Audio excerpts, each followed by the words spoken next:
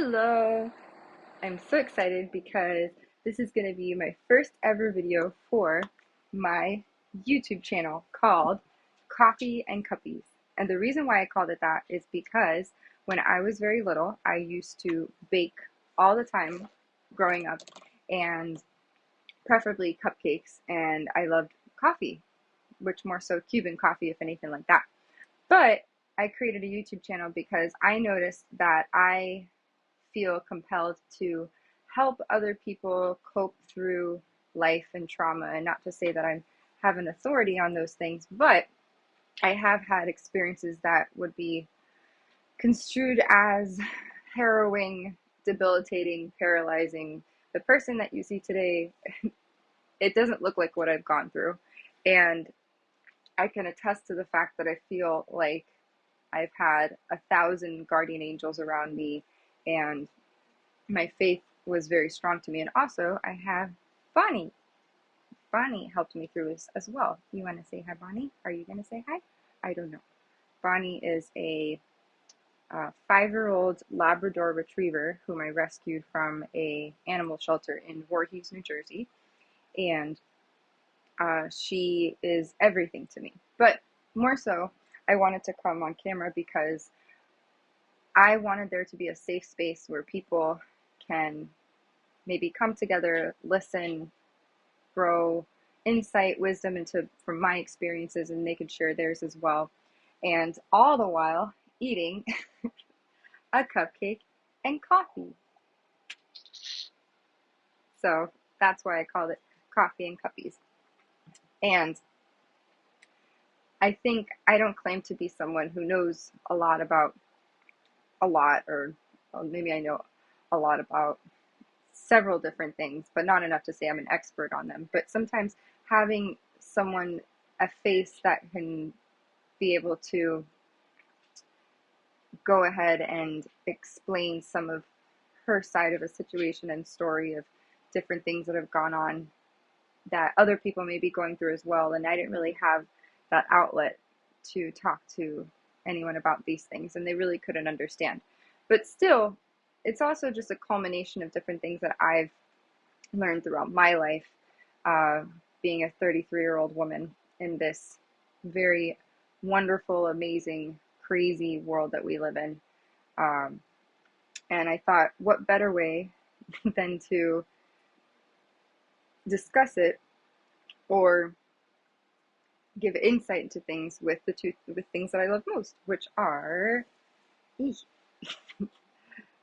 cupcakes and coffee. And coffee specifically, that's cafe con leche, because cafe con leche. So a little bit about me. I will get into background. I am 33. I grew up in Miami, Florida, but more so a sub neighborhood of that called Coral Gables, Florida. And I would rather say I did have a red carpet childhood.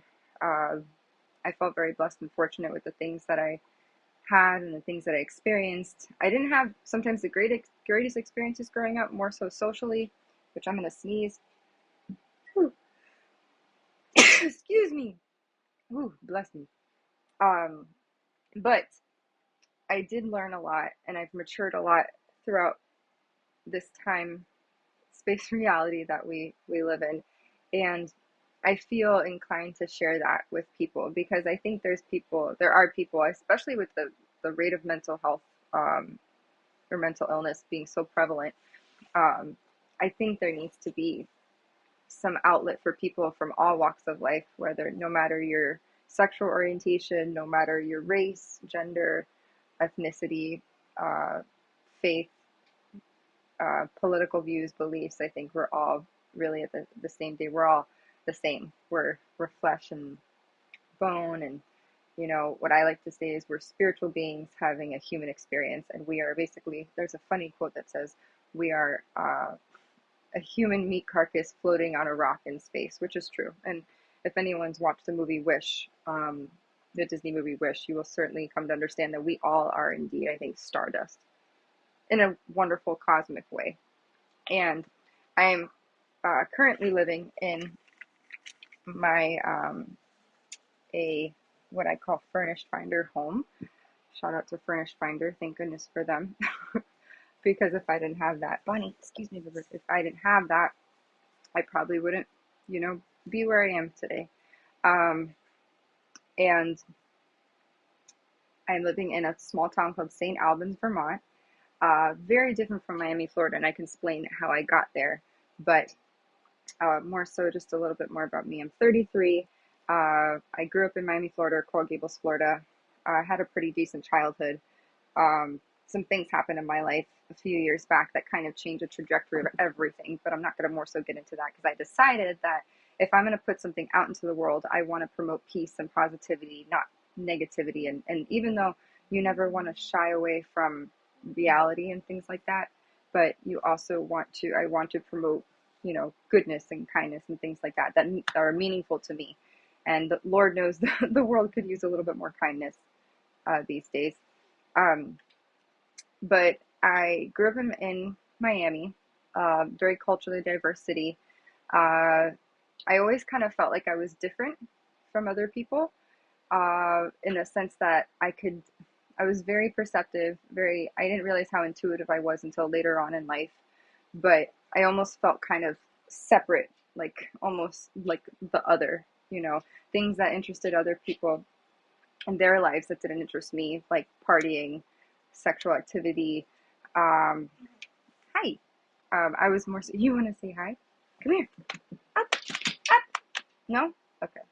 I was more so into nature, flowers, animals. I had a very strong connection with animals ever since I was a little girl. Very strong connection with, I would say, what would be perceived as God, but more so the divine aspects of just life and gossip, things like that. That really didn't appeal to me. It felt like poison almost, actually. Growing up, whenever I used to hear people gossip and talk about other people, like in middle school, things like that. Um, but spirituality has always kind of been this foundation for my life without realizing that it was. And I really honed in on that probably later on in life as I really grew into that, awakened spiritually, I think, later on in life. Um, I came from a home where the music was very, very big. The arts was very well liked and respected. And I grew up around that, which I'm trying to hope maybe I can zoom in. No, I can't zoom in. Which I should be, I promise I'd be eating. That's the reason why I called it Coffees and Cupcakes. But this is more a bowl of cereal, and I am having that as my snack. So I, yes, I grew up in a very music-filled home. There was never a moment. Frank Sinatra, Ella Fitzgerald, Billie Holiday, Broadway musicals, um, jazz music, um, Cat Stevens, classic rock, the Beatles. Um, what's the other? There's a name of a guy, something Humpert, Engelbert Humperdinck. Is that his name? And Journey, things like that. My brother used to listen to Led Zeppelin, punk rock, ska. I never really got into heavy metal, but basically music was a big part of my life. Dance was also a very big part of my life.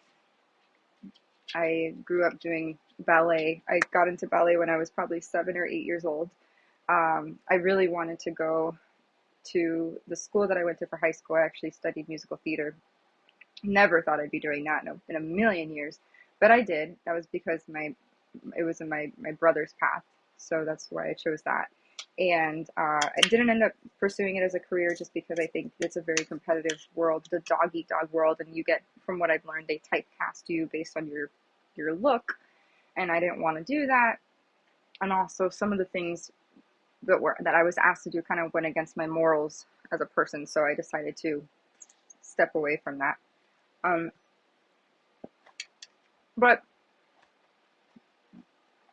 I will say that the arts is still a very part of my life. In fact, the arts is what kind of helped me heal through a really arduous, difficult time in my life the past few years. And I'm so grateful for it. And I think the arts is something that should be implemented in every single school, like worldwide, because you learn so much about yourself. Even if like you're terrible at improv, and acting was really not one of the things that I really wanted to do. I was more so focused on dance. Um, I kind of I went that route because it's dance was something very freeing and liberating to me, and something about just moving your body in a certain way, to a rhythm, to a beat. It's so captivating and so alluring, and all these different dance styles, just they really resonated with me. But unfortunately, I didn't. When the school that I auditioned to get into, I did not get in for their dance division, which it is what it is. I don't mind. I took a different path in life, anyways. My background primarily is in working with children, like youth advocacy. I'm actually a certified child life specialist, and I became a child life specialist from 2014, starting my practicum at my local pediatric children's hospital, all the way up until probably 2017. I took a break from that, then I returned to the field, and then I had to step away from it due to like personal matters and things like that. But child life, as you can see, still very one of my things here, which I'll probably start off each video with a breathing exercise. So this is a sphere, like a collapsible sphere, and typically when you work with children, it's a really good representation of like breathing, like respiration, inhalation, and exhalation. So when I used to teach kids yoga, I used to bring my sphere with me, and we practice breathing it, right? Breathing in, you expand your lungs, and you breathe out. And so that's one thing there. But children are kind of working with kids. It has always been just something like I realized that I love working with children probably, I would say after it was 2013. I have my bachelor's degree from Florida International University in sociology, and it was actually my aunt that told me you should maybe look into working with preschool children and working with kids, and I didn't consider it because it was just something I never thought about, because I had come from the arts world and the theater world. And so I should also mention I did hospitality for a good portion of my life. Serving was also a really big part of my life. I always recommend everyone should be a server at least once in their life, because you learn so much about people. Oh my goodness, about psychology, about how to hone in like all these interpersonal skills like communication, patience, flexibility, adaptability, multitasking, working well under pressure, um, conflict resolution, de-escalation tactics, things like that. I learned all of that from working as a server, um, and how to work cohesively within a team, how to organize and manage a dining room, how to basically have cultural sensitivity and respect for different people of different walks of life, because some like people of like Hindu background, there's they can't eat certain beef or pork, so you have to be mindful of that. People with certain dietary restrictions, gluten free, dairy free, shellfish. I mean, there's a slew of things, but I learned a lot from that. But um, my background though is primarily working with children, um, and I love working with kids. I always think that I've been kind of like a kid at heart. There's a quote that used to be on our refrigerator door growing up that it used to say the trick is to grow up without growing older, and it's true, because I think, which I probably touch on later on in another talk series in another video, but I think a lot of the times we don't play as adults.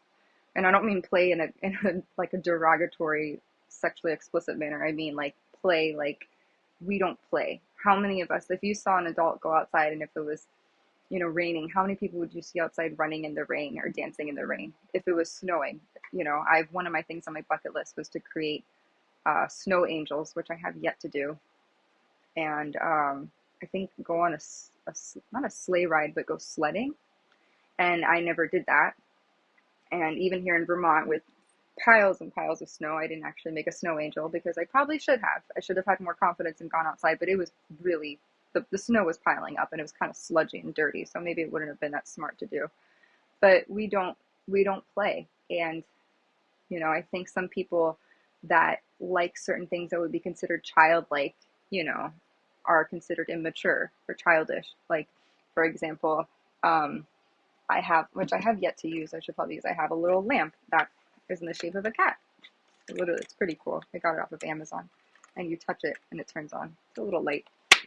I have, you know, my thing I got from Cracker Barrel that says, "In a world where you can be anything, be kind," because kindness is very far few and in between these days.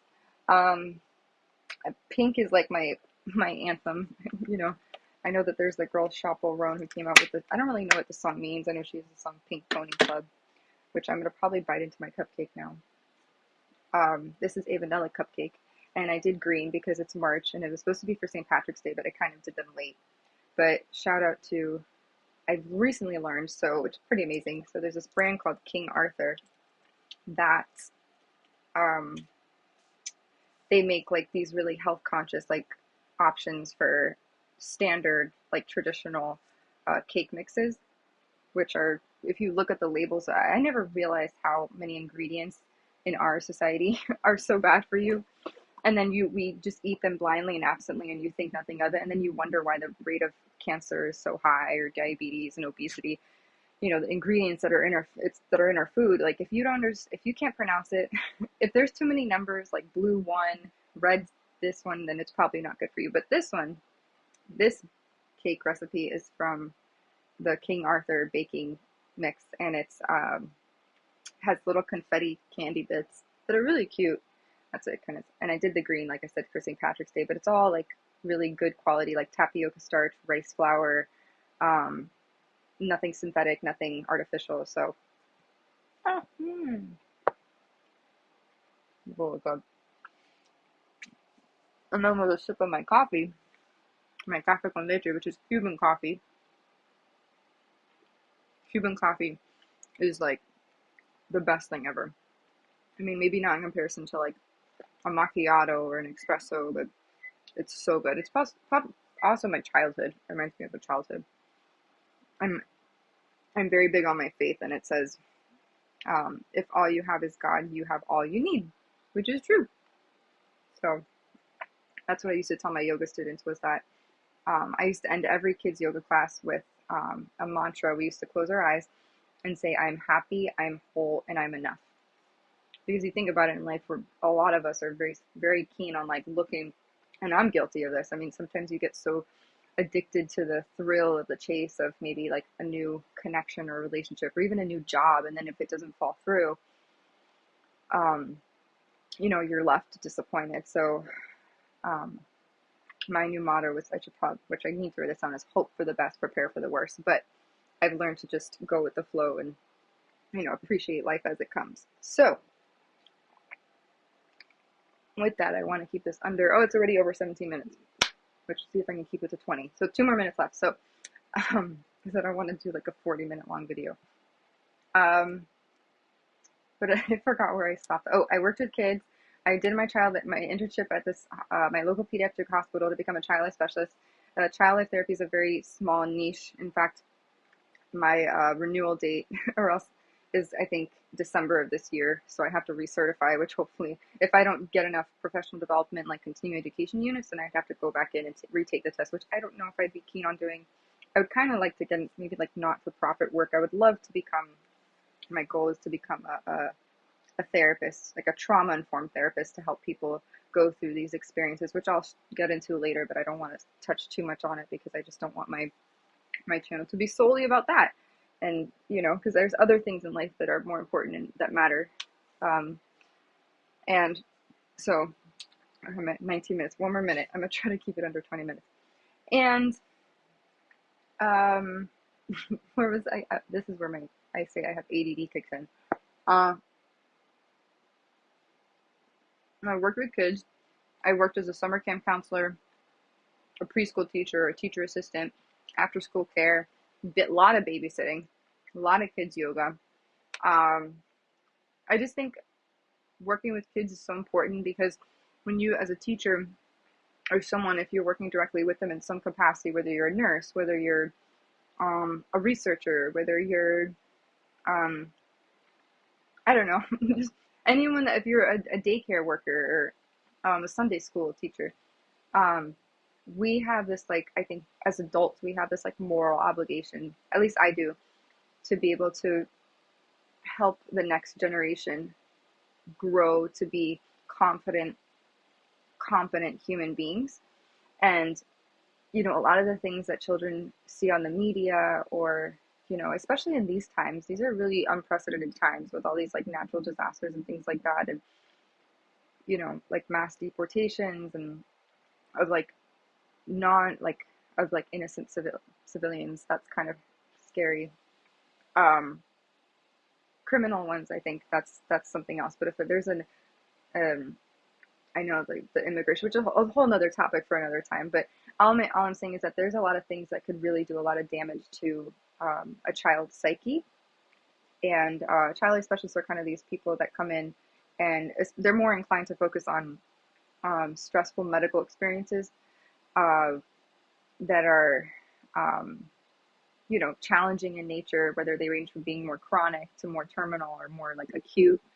And we come in and we're kind of like teachers, is what we say, in the hospital, and we make the hospital a better place. We make it more fun.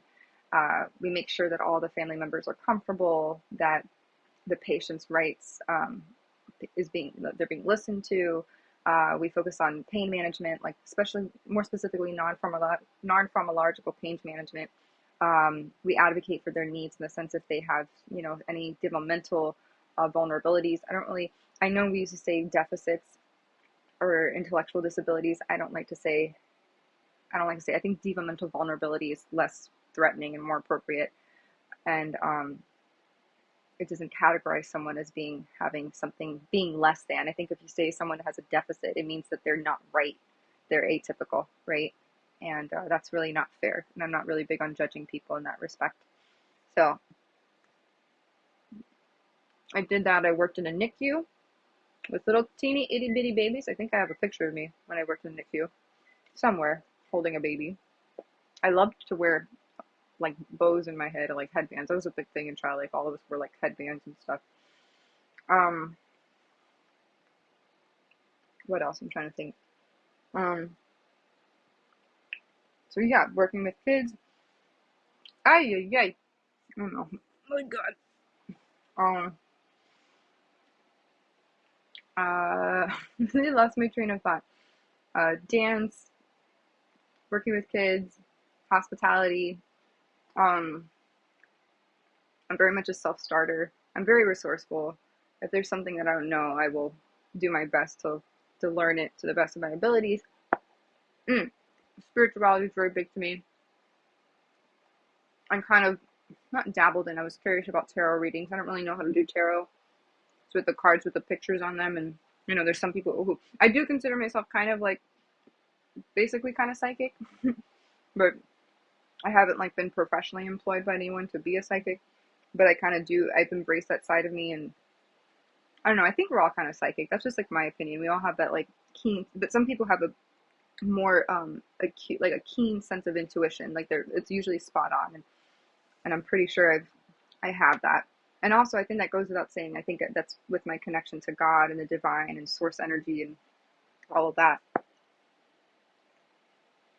And sometimes you will be targeted because of that, because you carry that vibrancy, that energy of love and light.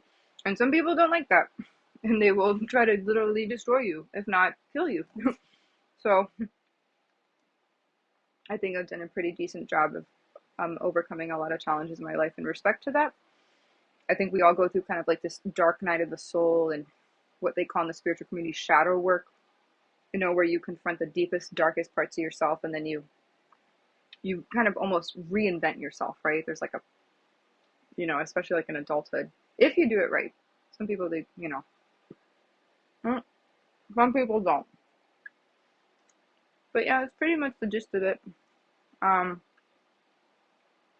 I'm not really, in terms of jobs, to be honest, I'm not working right now. And there's more to that. There's a whole backstory to that. But again, I don't really want that to be the focal point of why I'm doing a YouTube channel, because I thought long and hard about how am I gonna showcase it? How am I gonna display it? What message do I want to impart to people?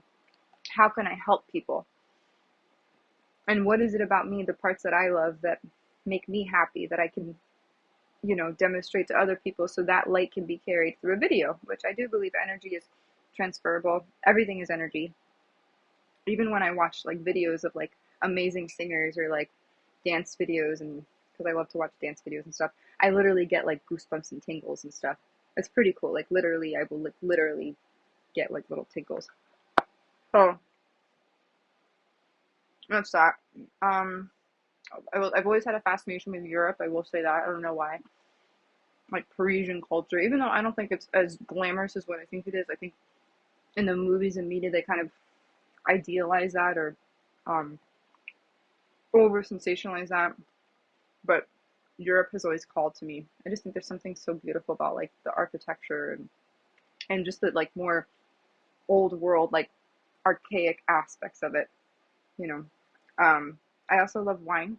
From working in hospitality, I grew to love wine, and not in an alcoholic sense, but more like a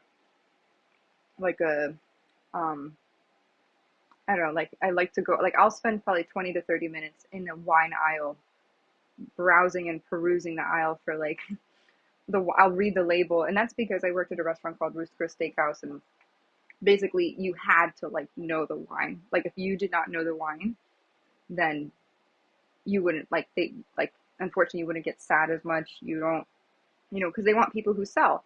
And I understand that, and I don't consider myself as the best salesman, but I really, when I love something and I'm passionate about it, I can speak to it really well, and that passion I think gets felt, and it translates well to the guest or the customer, and then they want to participate in that because they want to experience that same joy that I have talking about it. So wine was something that I don't know, I used to hate it. I hated wine when my parents used to drink wine at the table. I used to hate it. It was like it tasted gross. And then all of a sudden, when you were doing, and as a server you do this pre-shift meeting where everyone gathers together by a server tray, on a tray jack, right, those like little crisscross things that hold the tray. And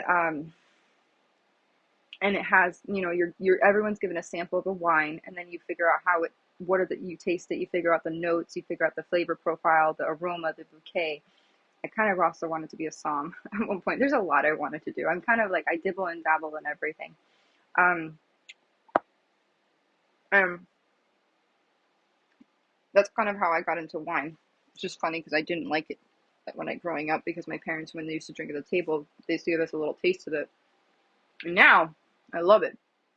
Even though I try not to go overboard, I have, if I'm by myself here, I will buy a bottle of wine, especially if I'm eating like pasta or Italian food, or if I make a filet mignon or a steak. Oh, you get like Mayomi's a really like Mayomi wine, so it pairs really well with a ribeye. Um, you know, a Cabernet Sauvignon pairs really well with like a New York strip or a filet mignon. Um, if you're having I was gonna say if you're having chicken, Chardonnay pairs with like all that stuff. So that's kind of my background, which is why I said hospitality. And anything else? I love books, even though I'm trying to get back into reading them. I've kind of become glued to my phone, which I'm trying to stay away from, because I think screen time. The phone is another way to capture your consciousness, I think, and it kind of just sucks you in. And I think it's kind of meant like the ads you see, and like with AI now, I think it can like almost read your mind and like figure out what you know what you want, or your spending habits, or you know what you're inclined to spend in the future. But anyways, I have I used to love, one of my favorite pastimes was to go into a bookstore, and specifically Barnes and Noble, because that's when I grew up in Coral Gables. There was a Barnes and Noble right on Miracle Mile, and I used to just love just sitting in the book aisle and just like looking through like I used to do this thing where I used to just pick out a random book and just pull it out and just be like open it, and then I used to go to a page and then put my finger on a certain spot and be like, okay, this is my message for today. Like this is what I'm supposed to know. And more oftentimes than not, it was really on point, which is crazy. But I have my books over there.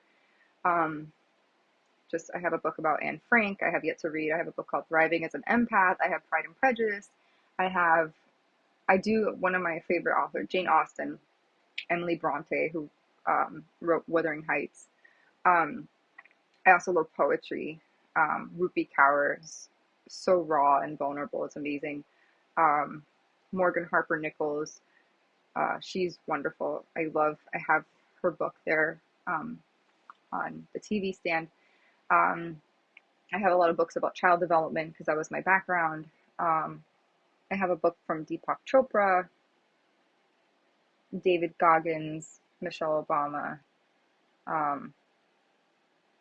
Yeah, so, and a lot of medical books, like medical textbooks and stuff, because that was my world.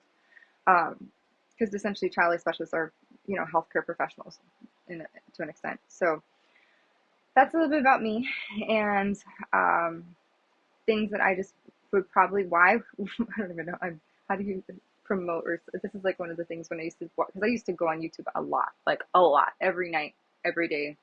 I scroll, like almost doom scroll YouTube, and I'm like, that's not healthy.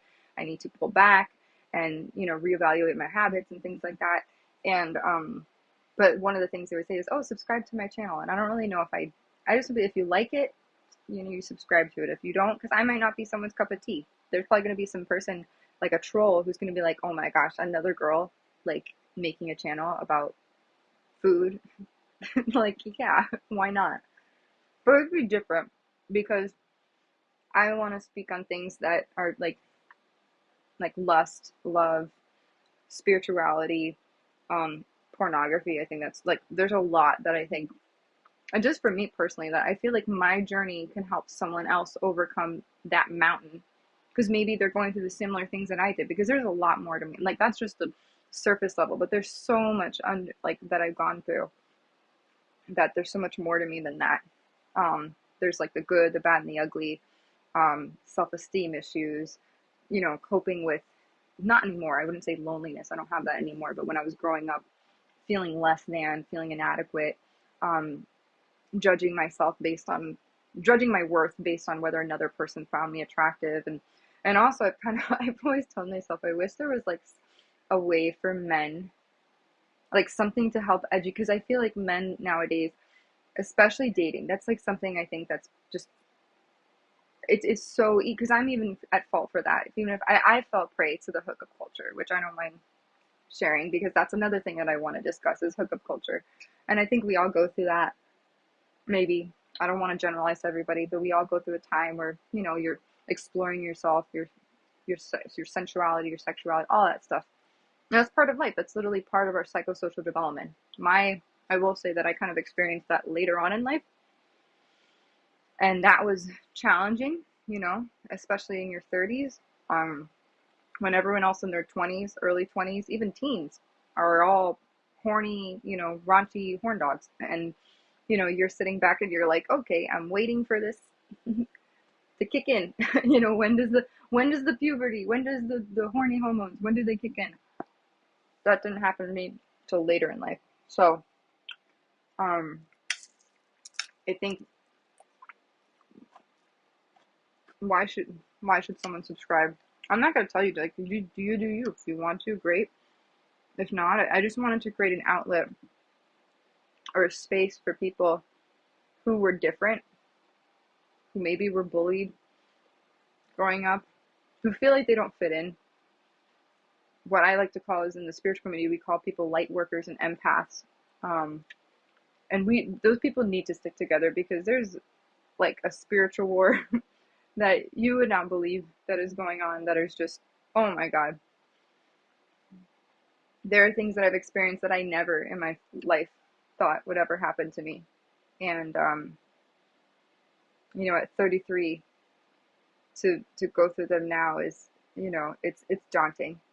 And to kind of take the reins of your life and take control, or take back your power, and so to speak, because I almost, there were some not so nice people who did some not so nice things to me. And, there's a moment where you have to say, you pull your big girl pants up, and you say, no, not today, Satan. Not to discriminate. I don't want to discriminate people that worship Satan, but, I am not one of those people.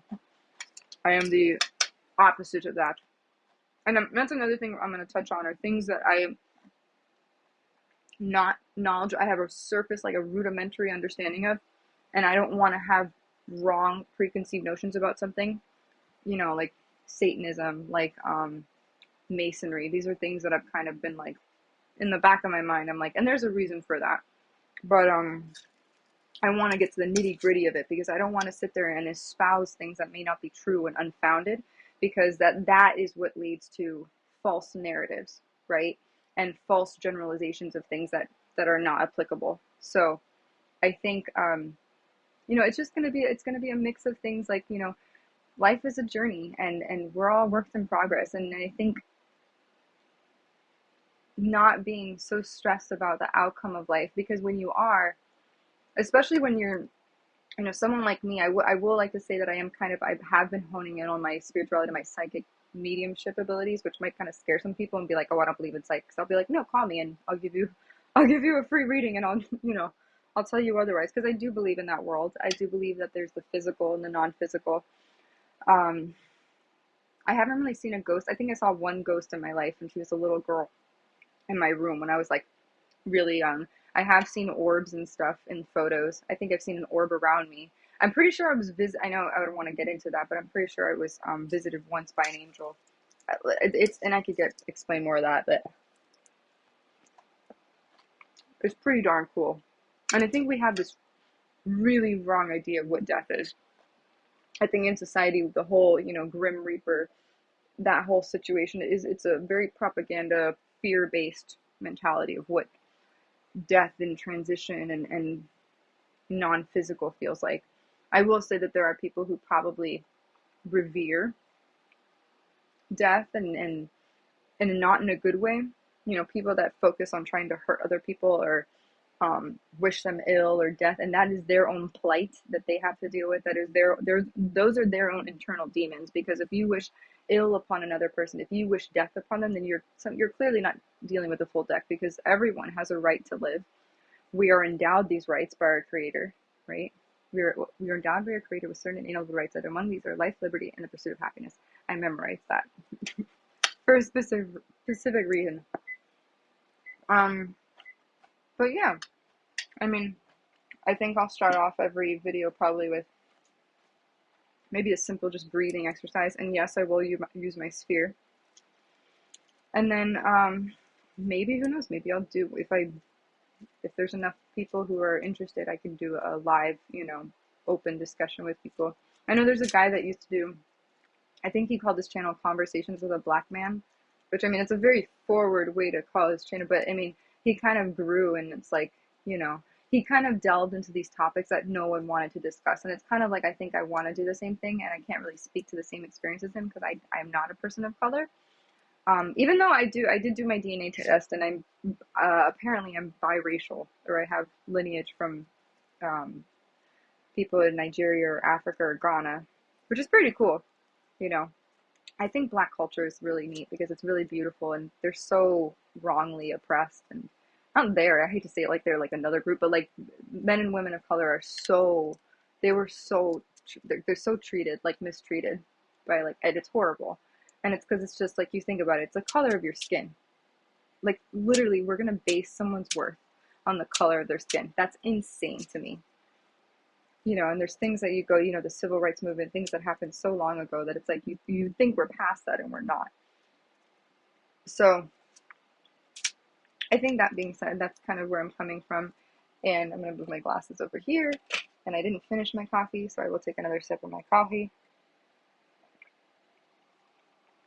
And I want to, because I feel sometimes at a loss, because I go, I want to help people, you know, because there's things going on that people don't know about.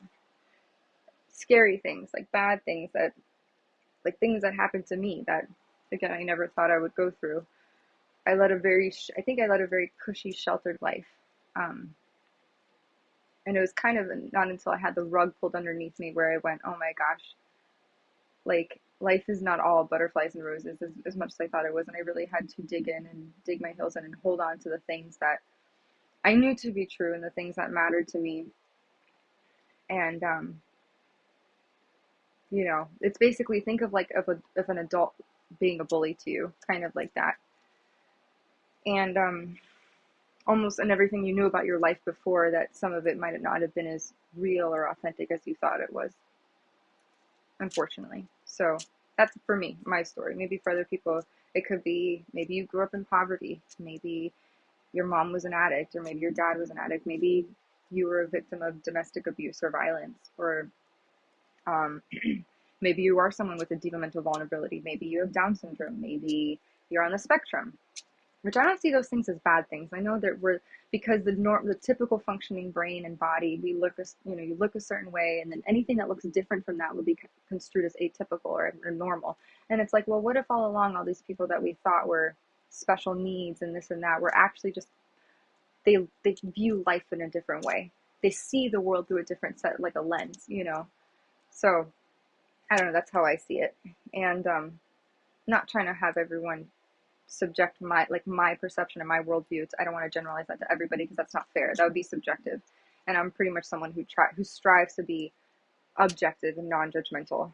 And also, I just want to disclose I'm not doing this to amass a bunch of followers because I'm actually against that kind of.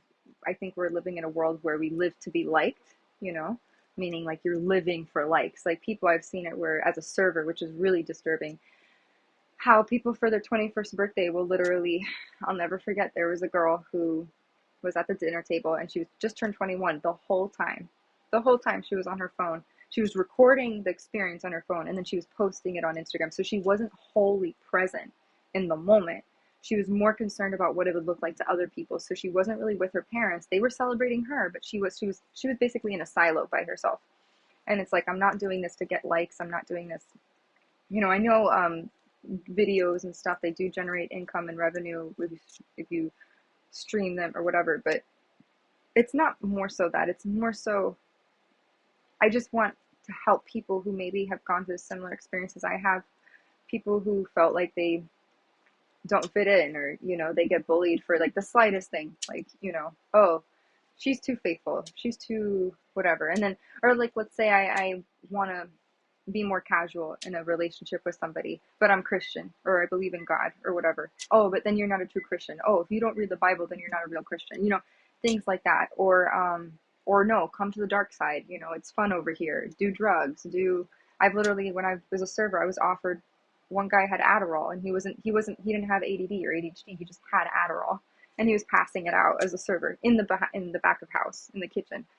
I never wanted to do that. And I never will. Drugs were never my thing.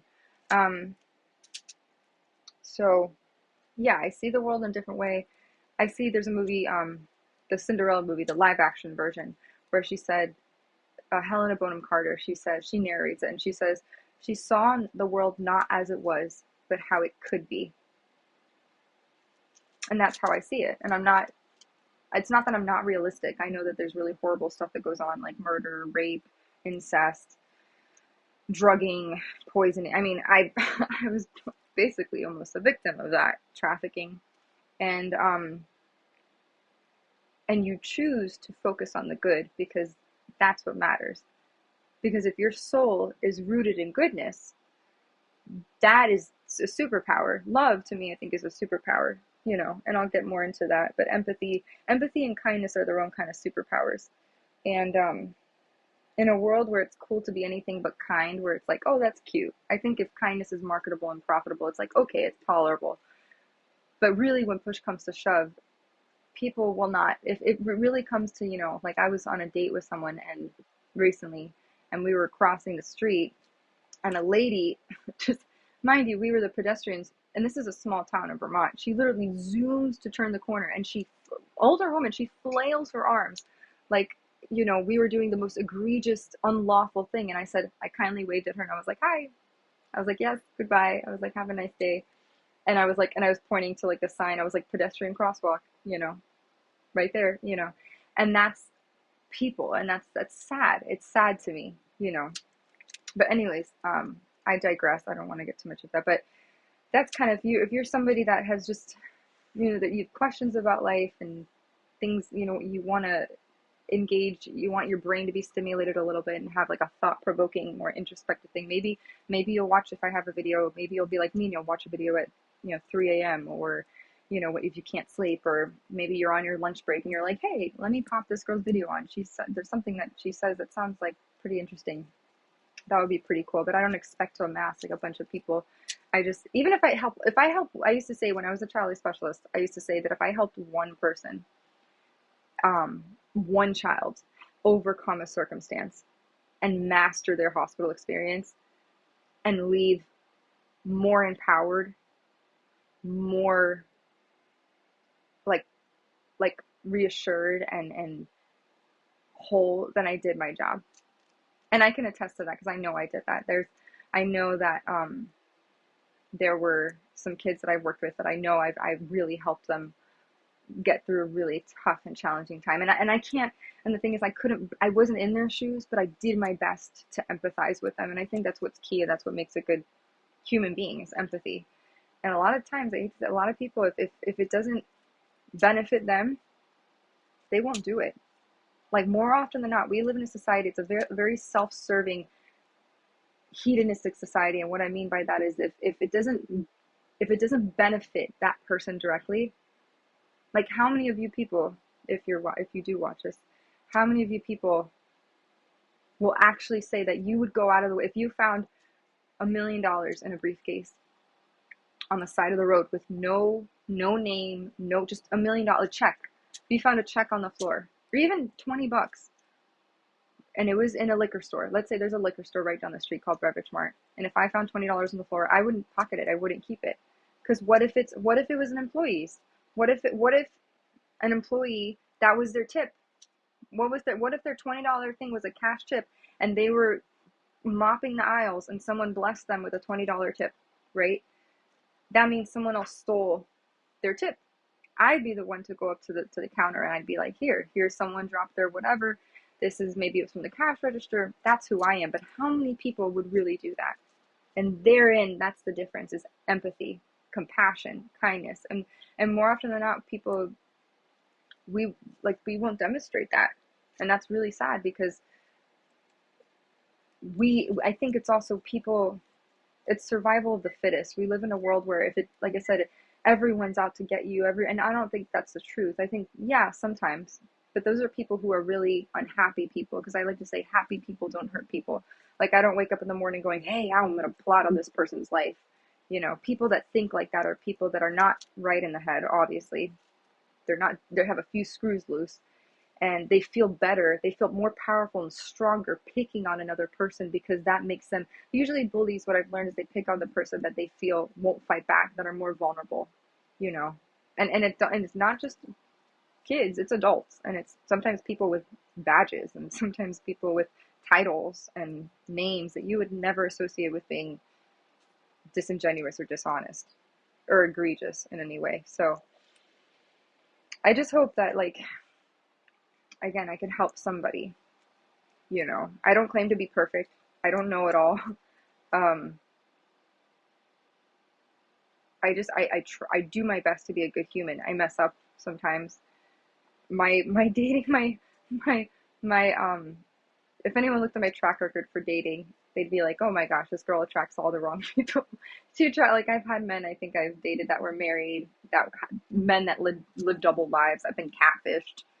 You know, and you think, oh, how can I prevent that? How can I not have that happen? But that's life. You have to do that, because maybe they were a lesson for you, but maybe you were a blessing to them. I'm sure there's a lot of men that I've come into their lives where I was a blessing to them, and they fumbled that. You know, like when people play football and they fumble the ball, they fumbled it for whatever reason. So, you know, I always told myself that I'd have to kiss a few frogs to meet the prince. So,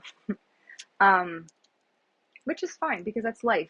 Helen Keller, my yearbook quote my senior year was, life is a succession of lessons that have to be lived in order to be understood. And it's true, right? It's a succession of lessons. You will keep repeating. I think the universe will keep repeating the same lesson to you, and until it finally sinks in, and it's like, oh, boom, she got it.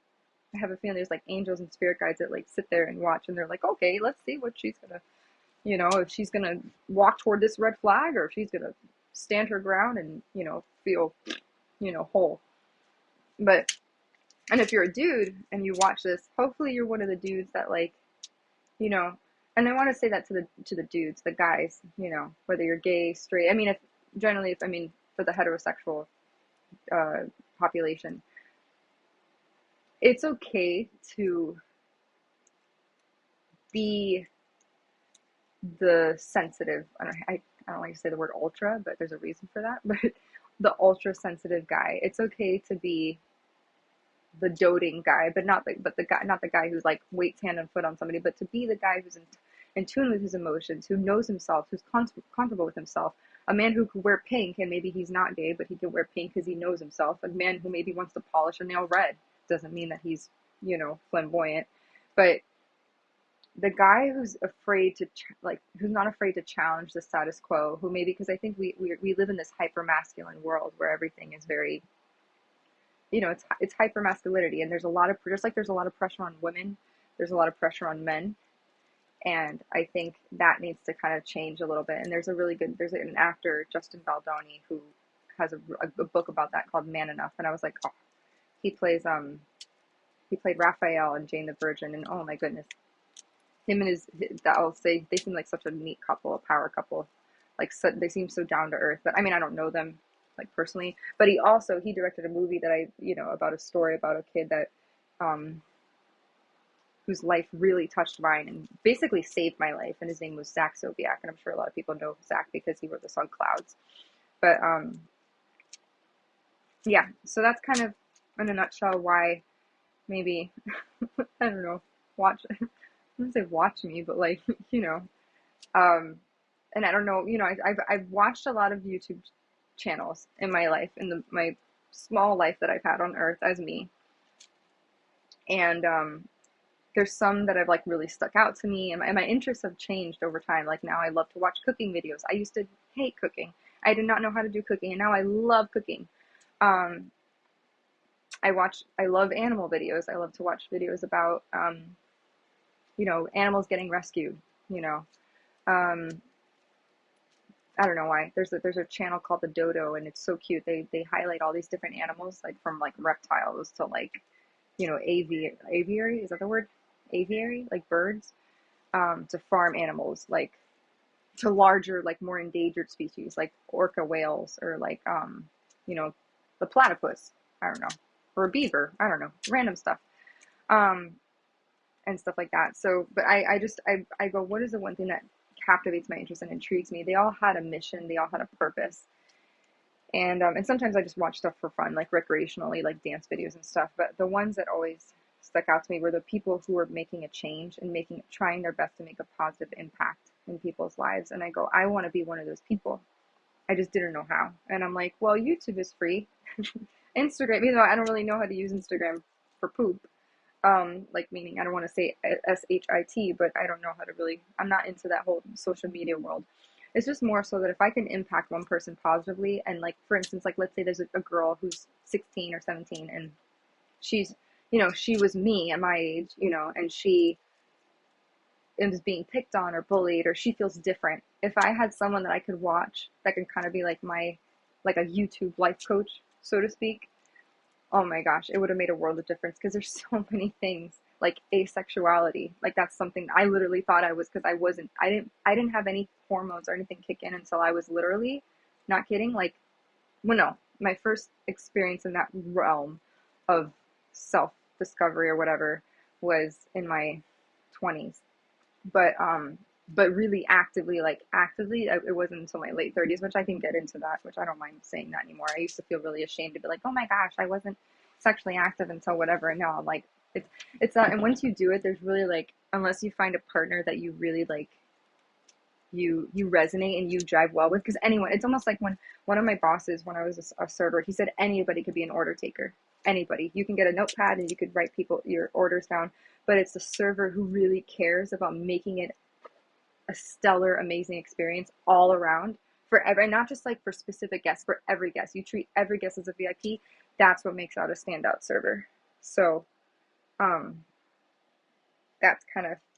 how I see it. So yeah. If you want to come on that journey with me, then great. And if I'm not your cup of tea, then fine. I will try to say, I don't know how it's going to work with comments and stuff, because I know people comment on videos. I don't know if I'm going to open up that, because people can be really mean and troll people and write really hateful things. I don't know how I can moderate that, but I'm really trying to look to create like a safe space for people. And I should just disclaim, I'm not a therapist. I would love to be, but I have gone through a lot of experiences, and it's kind of like your experiences shape who you are. And if I was able to get through this mess of a situation that I went through, then so can you if you're someone that's going through a hard time. And I can't, maybe, who knows, maybe you're a widow, maybe you lost a spouse, maybe you lost a child, maybe you miscarried, maybe you lost your job, maybe you're broke, maybe you're almost homeless. But I always like to think that there's a silver lining and there's hope. You just have to find it and you have to hold on to that hope, because hope is so, it's interesting. I was listening to a song that I have one of my, like, it's a Christian playlist. I listen to a lot of different music, but I forgot what it's like, hope for change or hope for, there's a song by, um, oh my gosh, what's his name? MC Yogi. And it was when President Obama was, in the process of, like, I don't know if he was being reelected, or I think he was just, no, he was going to be elected. It was in 2008. Um, and, he said hope is one of those things that just, you know, like, it's given by God, and you can't let that go. And you don't want to be, like overly zealous or like overly idealistic where you totally have blinders on and you're like, oh no, because there are difficulties, there are challenges, there's things, that aren't going to be easy. But I think if you have the ambition and the vision, you owe it to yourself, because if God put that on your heart, if there's something inside you that you've been wanting to do and you haven't done it, I think you have to do it. Like, you have to start. And you may not get anywhere. You might get rejected over and, I mean, oh my gosh, how many, I've applied to so many jobs, like remote jobs, because I wanted to do remote work because with my dog, I just felt like that was better for me, and I don't have a car to like drive to places, especially in a small town like this. It's like impossible. Like, if you don't I've never realized, oh my gosh, if anyone moves to Vermont, make sure you have a car, because without a car, you can't get anywhere at all. So, I figured remote would be better for me. But then even the remote jobs I applied to, I was getting so many no's. Oh my gosh. But I tell myself, there's always going to be that one company. There is, because it's almost like I tell myself, if I exist, then there are other people that exist. Maybe it's like 1% or 2% of the population, but there's 7 billion people in the world. One person is bound to be either a friend to me or a lover or whatever, or a coworker. So that's how I see it. And, people are going to bring you down. That's part of life, because you're not going to be their cup of tea. They're not going to like you, and they're going to talk poorly about you, and they're going to do things that are going to totally shock you and just take you like for a ride and throw you for a loop. People will try to literally maybe kill you. I'm not kidding. Like, but when you believe in something greater and you're driven with purpose and honesty and integrity, you can't be stopped. That's how I see it, because you have that in your heart, and that permeates through every single fiber of your being and your body, from your cells to your brain to your limbs to your fingers to your nails to everything. That's energy to me, and it's palpable, it's visceral. And if I would be able to help somebody, through their life in that way, then that's all I could ask for. Then I mission accomplished, I guess. So yeah. So we can, I guess, in closing, I didn't finish my cereal though. Wait, let me take another swig of this, because the whole purpose of the thing, I called it coffeeNcuppies, was because those are things that bring me joy. And, it's like, I wanted to make it feel like an afternoon. Like, if I was sitting with someone, because like, I don't have many friends. I have a very small social, like literally I have maybe like one friend, and I wrote to her and she hasn't written back to me. And it's on purpose, because I covet my private time. I covet my energy, and a lot of people's energy is really wonky these days. They're like very flip-floppy, or they're very superficial, or they don't really care, and they just want a friend to say they have a friend. And I'm not about that. I just, if I'm going to be friends with somebody, it's because they add color and texture to the tapestry of my life, right? They make me a better person. They contribute to my soul's growth in some way, and that's how I see it. So, I want, if I'm going to do this right, hopefully, I don't know, I may do it wrong. I don't know, I may say something wrong. I'm not really good. I've never done video editing.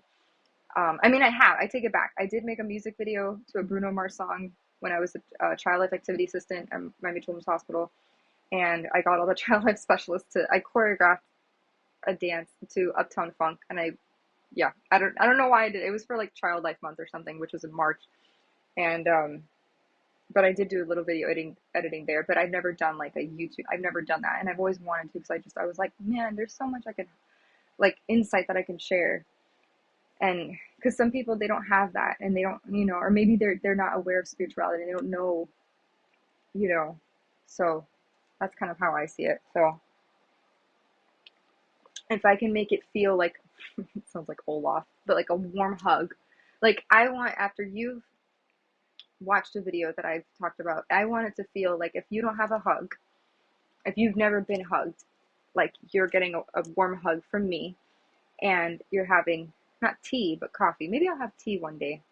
Tea sounds like a very British thing, like tea and crumpets, but more so like you'd be sitting down, and if I was sitting here with you and we're having a discussion, that's kind of what I wanted to feel like.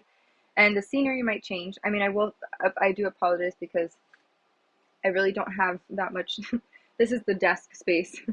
That's my vision board, from which I can share, which I really, this was from 2024. Can I say that I really amounted to any of this stuff? I don't know.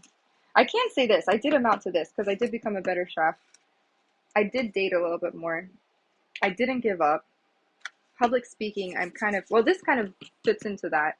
That was like a TED Talk, because I've always wanted to do a TED Talk, and that was like on my vision board to do a TED Talk.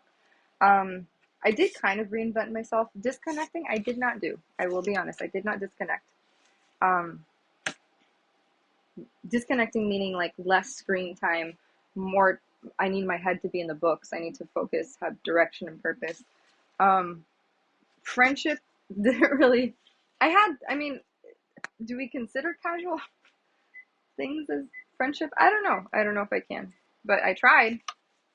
I did try. Um, Physical health, I'm working on. I used to be a very avid, like, yogi person. Um, I loved doing yoga. I mean, I was a yoga teacher. I taught yoga at a gym called Burn Boot Camp. It's not closed in Coral Gables, but it was in Miami. And I feel very grateful that there's Jennifer Prince. Her name was Jennifer Prince at the time. Soulsby. I feel very, very grateful to her that she gave me that opportunity. And I do sing a lot for fun, not like professionally. I did, because I did musical theater growing up. And but I do love to sing. There's some singers that I just, oh my God. There's sopranos: Laura Osnes, Laura Benanti, Kelly O'Hara. Idina Menzel's more like a mezzo soprano. Kristen Chenoweth, I would say, is she mezzo soprano? Ziggy, is Kristen Chenoweth mezzo soprano or soprano? I would probably say mezzo soprano. Kristen Chenoweth is a talented soprano singer. Soprano. I think she went to University of Oklahoma. Giselle Jimenez, which she's, I think she's famous. In my mind, she's famous, but she went to my school. I wanted to learn more about Black culture, because that's currently my history. I have, like I said, some ancestors or lineage. And I think that's it, right? Oh, Black Lives Matter. I put that on the corner.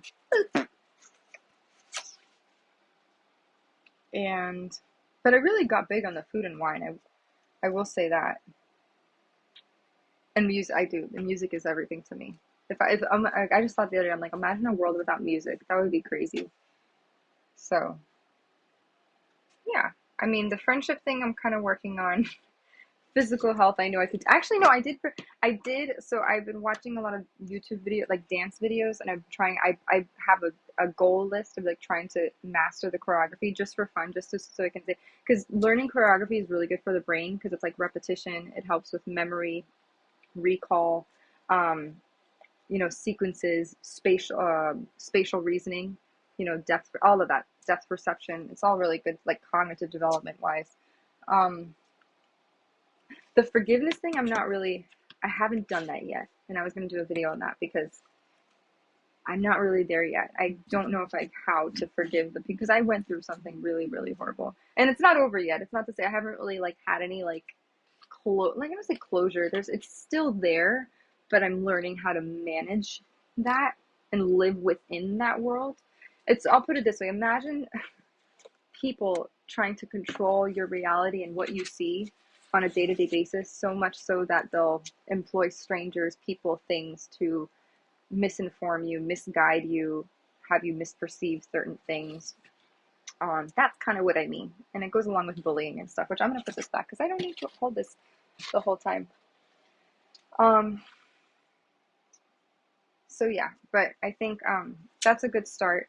And I will be grateful to anyone, that tags along and watches because, you know, I will say I'm not someone who seeks attention. I know a lot of people, especially in the theater world, like obviously when people go on stage and they do film and acting, I mean, they're literally okay with the spotlight on them. And I'm always the one that like, I was okay, like when I was in high school and people were doing the plays and the shows, I didn't mind if I was like ensemble, like I was I don't, because I wanted to do the dancing, like the dancing was fun to me. Um, I didn't care so much about being a lead. I know there's certain people that are born to lead, like literally, like lead and like be a lead in shows. That was not really me. I would be, I just like the theater, the ambiance, the music, the orchestra, the crescendo, the overture. And if anyone doesn't understand theater, they don't care about it, go see a Broadway play. You will be transported to, and it's probably, I will say, people that do drugs, they try to escape reality. My vice is my vice is musical theater. I listen to a song, it's just like, I don't know. It's just for like the few moments you feel like all your worries go away and you could be in this other storyline, and you can almost see yourself like if you were that character, and I kind of think that's why I like it so much. Plus I grew up around it, so.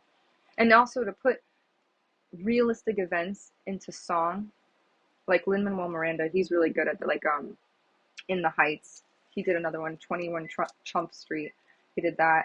Um, he's a really good like lyricist and writer, and so I have much respect for that. So, anyways, I didn't need to go into. But if you're someone that if you're in someone that's in need of a warm hug, like a virtual one, and you feel like you haven't been treated all that fair, or you're just maybe you want some advice on like how to get through really hard things in life. And I can't, let me tell you, I can't speak to somebody like I haven't, knock on wood, not that I know of, had cancer. Um, I haven't been in a car accident. I'm not paralyzed. Because there's some amazing, terrific people I've come across. Like when I look on Instagram and I see their story and I see what they've overcome and gone through, and there's people who have survived shark attacks. There's people who have been thrown acid on and their face is burned, or they've overcome the odds. Like one guy recently I saw, he literally is like, he has no legs. He has like no, maybe one arm. And I'm like, he's literally running down the street with one arm. And I'm like, I really can't complain. I do think maybe I was a victim of psychological warfare, spiritual warfare. But there's always a chance if you're alive and you're breathing. There's a song that I like. I'm gonna put this: is if you're alive and breathing, then thank the Lord. If you are alive and breathing, even no matter how tough life gets, if you are alive and breathing, you owe it to yourself, because there's someone who is not. There's someone I literally have on my wall, on when I write on my bedroom wall, and I put on post-its, and it says, you, what, I don't know if it says like don't slack or something, but I put like get up, bitch. I put BITCH. I was like, people have died, you're alive, so GTFU, get the F up. And I put that because when you feel like there's no hope, sometimes you feel helpless, all you want to do is just like sleep, and you're just like, because it's like welcoming, it's like it involves no little to no activity, no energy, and you lie there and you're in bed, and sometimes you legitimately feel weak and fatigued and tired, but I remember there's a point in my life where I did not want, like I literally slept almost hours throughout the day. And I wish I could get that time back, and you can't. You just have to pick yourself up and start over again, and then, and that might look different for everybody, Um, but wherever you are in life, wherever you're at, that's where you're meant to be. And maybe it's not where you saw yourself that you were supposed to be, but again, if you're alive and breathing, you can see, you can walk, you can talk, you can hear. And especially if you have a calling or a mission on your heart, then you kind of just like, you owe it to yourself to try. Just a little bit. And it might be hard. It might be really hard because you might not have any indication of what is going to happen, in the future. You might have no one supporting you. You might have your family and friends may have betrayed you. Um, all the job prospects you thought you had lined up for you turned out to fall through, or they didn't match your criteria of what you really truly wanted. Your love life might be less than stellar or doesn't seem promising. But if you have that little spark, that spark can turn into a flame. I mean, that's how I see it. So, um, if you're trying to ignite that spark, let's say you have no spark. Let's say you're like, there's nothing. Like, you're being too chipper, you're too optimistic, you're too idealistic. And I'll be like, I can trust me. If few people knew the half of what I went through, I probably shouldn't be sitting here today. But I am, because I never gave up, which is on my board. It says, don't give up. And I mean it. When I mean I've had the worst of the worst. The energy, like people, I will say people that consider them as close to be, as if not God, or they consider them to be that. Imagine those kind of people trying to ruin and distract you and terrorize you and throw you off course and change the trajectory of your whole life. That's what I went through. And people, like, and I mean powerful, like people, well, they're not powerful to me, because if you lack integrity, you're not really that powerful. You're just powerful by circumstance, by, like fiscally, but true power, I think, comes from within. And being authentic, being accountable, being vulnerable, that's power. I think we have this misperception of what power really is these days, because sometimes people think, oh, you have to talk loud, you have to be forceful, be aggressive, spite people, put down your foot. Like, yeah, there's sometimes where you do have to put your foot down, but there's a lot of power in silence. There's a lot of power in not being reactive or defensive. There's a lot of power in just sitting within your power and then demonstrating your power outward to people who basically say that you're nothing and that you don't belong and you don't deserve to be here, and people who try to scapegoat you or sacrifice you. Because yes, I'm pretty sure I was a victim of that. But you have to, you believe in something greater and you say, nope, not today, or any other day for that matter.